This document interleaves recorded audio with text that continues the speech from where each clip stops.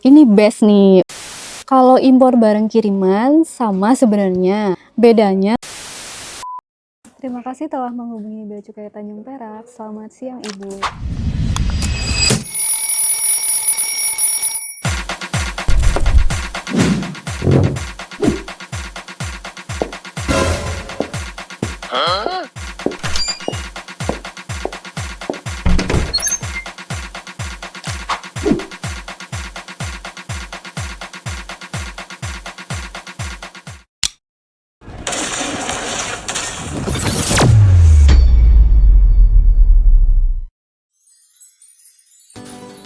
Di bulan suci ini, meski jam istirahat, namun waktu terasa terlalu mulia untuk dipakai bermain game.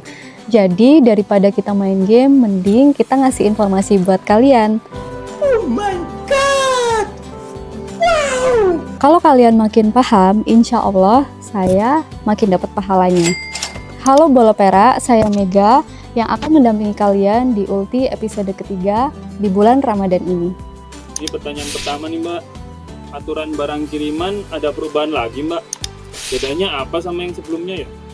Iya, betul. Update banget nih masnya.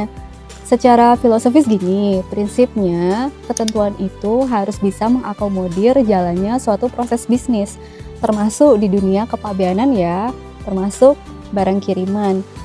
Sekarang coba dipahami dulu perbedaan probis untuk impor umum dan impor barang kiriman. Impor umum adalah kegiatan impor yang secara umum dilakukan oleh perusahaan berizin, yang memang kegiatan usaha mereka adalah rutin melakukan impor. Karena rutin, perusahaan ini sudah punya suppliernya, jadi nanti barangnya dimasukin ke kontainer apa, kemudian barangnya dimuat di kapal apa, itu semua sudah diatur oleh importir dan suppliernya. Kalau impor barang kiriman sama sebenarnya, bedanya si importir ini tidak memiliki izin untuk mengimpor sehingga impor dilakukan melalui penyelenggara pos atau perusahaan jasa titipan selaku kuasa importir. Nah, karena karakteristik impor barang kiriman ini tidak rutin dan menggunakan perantara penyelenggara pos atau PJT, sehingga setidaknya ada 3 perubahan ketentuan dan 2 ketentuan tambahan baru. Tapi jangan khawatir, perubahan-perubahannya menggembirakan kok, termasuk salah satunya adalah simplifikasi tarif, kemudian ada penghapusan denda atas impor barang kiriman yang diterima oleh orang pribadi, dan pembebasan bea masuk untuk jamaah haji dan hadiah perlombaan. Untuk tahu detailnya, kunjungi Instagram kami ya, atau bisa ikuti rekaman sosialisasi peraturannya di YouTube kanal Bea Cukai TV. Ini pertanyaan kedua nih Mbak, permisi admin, di BC Perak ada penempatan satker untuk CPNS awak kapal kah? Di Bea Cukai Tanjung Perak memang ada fungsi pengawasan yang dilakukan menggunakan kapal patroli. Dan setiap turun surat perintah patroli laut, ada penugasan pegawai sebagai komandan patroli, navigator, hingga awak kapal. Tapi kalau dedicated sebagai awak kapal, biasanya ada di pangkalan sarana operasi. Bea Cukai punya 5 pangkalan sarana operasi yang tersebar di Indonesia, yaitu di Tanjung Balai Karimun, Batam, Tanjung Priuk, Pantoloan, dan Sorong. Nah selanjutnya pertanyaan ketiga nih Mbak, perusahaan saya impor, kenapa jalur merah terus ya?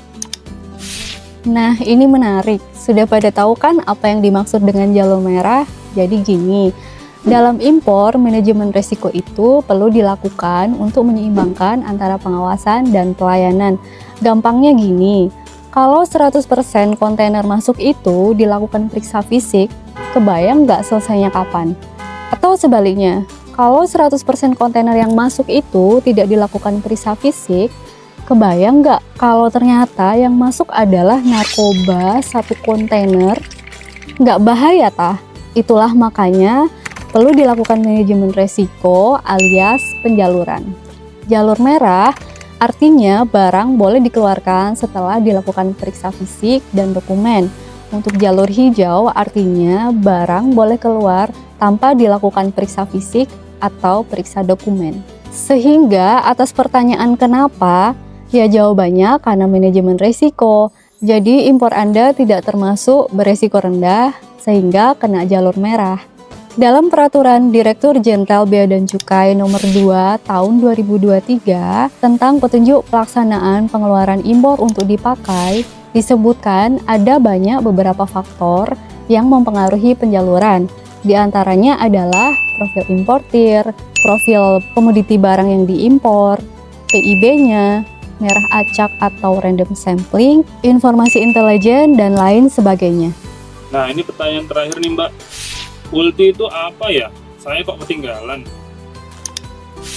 Ya, ini best nih. Ulti itu program baru media sosial Bea Cukai Tanjung Perak, di mana kita menjawab seluruh pertanyaan dari kalian. Oleh sebab itu, kami beri nama Ulti DC Perak atau Update Lintas Informasi Bea Cukai Tanjung Perak. Dan yang sekarang ini namanya Ulti, Bu. Tayangnya setiap hari apa nih? Sabar. Untuk sementara program ini kami sesuaikan dulu dengan pertanyaan yang masuk ya. So, ikuti terus media sosial Bea Cukai Tanjung Perak. Sebelum saya menutup Ulti episode 3 kali ini, ada yang spesial nih. Kalau biasanya kita hanya menjawab pertanyaan kalian yang masuk via DM, hari ini kita ambil salah satu komen yang mampir ke postingan kita sebelumnya. Dari postingan infografis yang ini nih, ada komen dari akun jangat.santuy seperti ini. Jadi beliau menuliskan komentarnya yaitu, kalau ditemukan orang-orang Anda memalak gimana ya?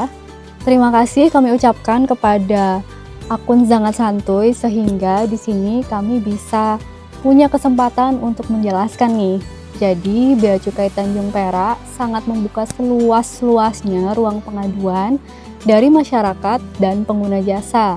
Setidaknya terdapat 5 cara penyampaian pengaduan, yaitu Wise Kemenkeu, kotak pengaduan, line telepon, WhatsApp, dan email. Dan di sini saya sampaikan pengumuman kepada segenap masyarakat dan pengguna jasa. Jangan sungkan ya untuk melaporkan jika ada pelanggaran kode etik yang dilakukan oleh pegawai kami, agar bisa kami tindak lanjuti sebagaimana mestinya. Namun kami peringatkan kembali ya, di pelabuhan itu yang bekerja tidak hanya kami dari Bea Cukai, ada pihak-pihak lain seperti dari pelayaran, operator pelabuhan, PPJK, dan di barang kiriman ada PJT dan ekspedisi. Jadi sebelum melapor ke Bea Cukai, pastikan yang melakukan pelanggaran adalah dari pegawai kami ya, Bea Cukai.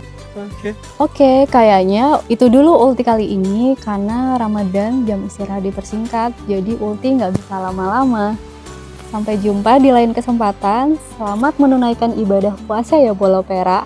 Semoga kita mampu meraih kemenangan di ujung Ramadan ini.